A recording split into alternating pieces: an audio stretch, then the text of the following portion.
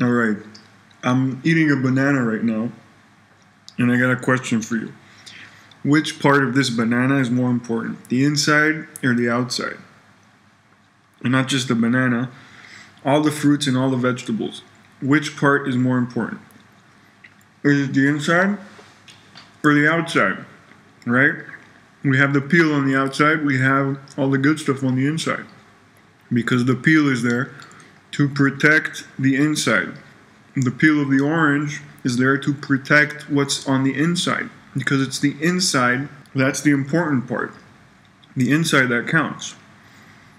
What about our bodies? Our bodies are also like that. We have a little bit of hair on the outside, but on the inside, right, that's where the real party is. We got the heart, the lungs, the blood, the kidneys, everything of importance is on the inside. So basically, this is like nature saying all the good stuff is on the inside. And please, would somebody tell me why our planet should be exempt from this rule? Why?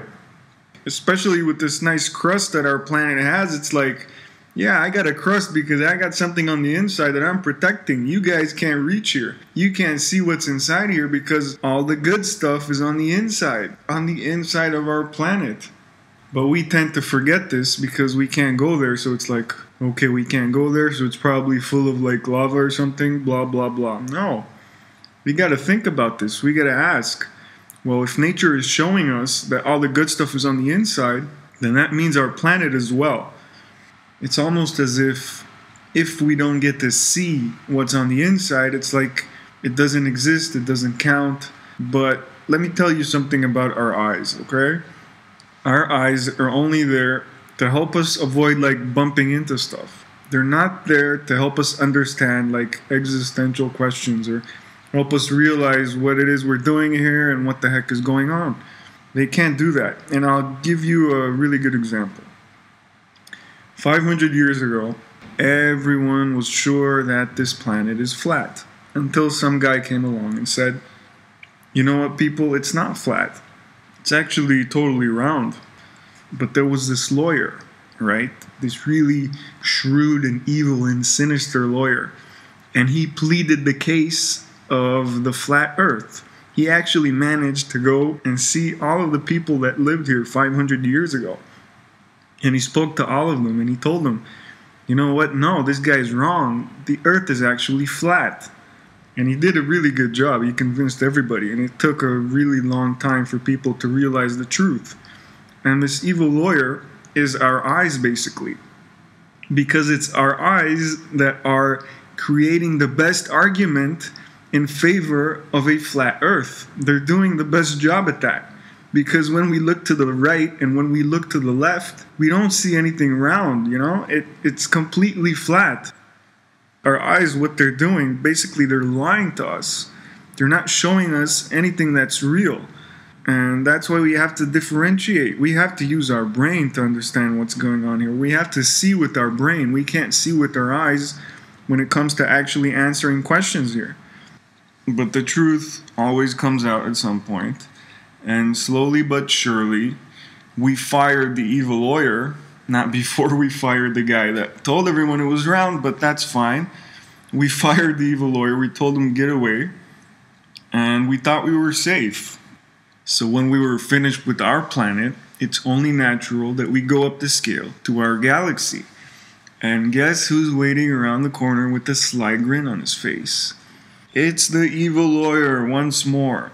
And this time, he's saying the exact same thing. Now he's saying that the galaxy is flat. But let me tell you about this lawyer. He's so good at what he does that even today, some people are going to be convinced. They're going to say, yeah, the galaxy is a flat disk. It's just flat. What do you want?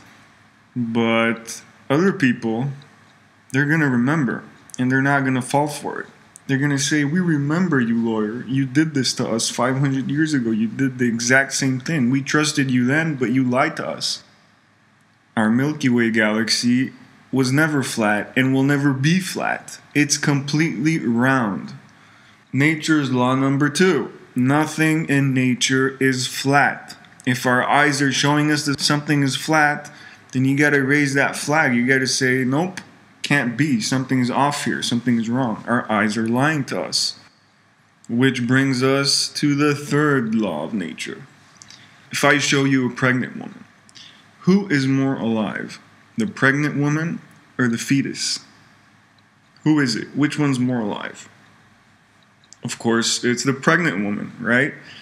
She sustains herself and the fetus. So she is more alive than the fetus, right? To put it in simple terms, she is more alive than the fetus. Now imagine I draw a big circle giving life to a little circle. Who is more alive, the big circle or the little circle? This is the exact same concept. The big circle is giving life to the little circle, and as a result, the big circle is more alive than the little circle. No one will have a problem with this. Pregnant woman being more alive than a fetus? That's obvious. A big circle giving life to a little circle? That's obvious. But what happens when I show you the sun and the earth? For the sun to be giving us our life, the sun needs to be at least as alive as we are, if not much, much more. And I don't mean alive in a new agey philosophical kind of way. I mean that everything that we have here needs to be on the sun as well. That means cats and dogs and people, they all need to be there. But wait a second, we can't see them, right?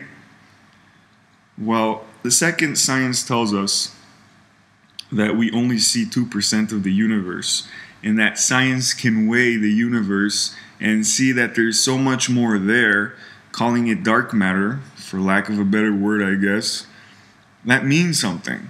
That means you gotta put down your telescopes and you gotta start using your brain to figure out what's going on here. Because if you take an optical approach to nature, then basically science is against you. You're losing your credibility.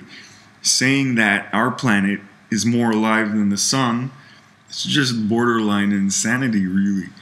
And it doesn't matter that the majority of the planet thinks something. We've seen before that we can all think something that's completely off. And thinking that our planet could somehow be more alive than the planet that is giving us our life, that is borderline insanity. But people can become sane again if they stop using their eyes and start using their brains to figure out what is actually going on here.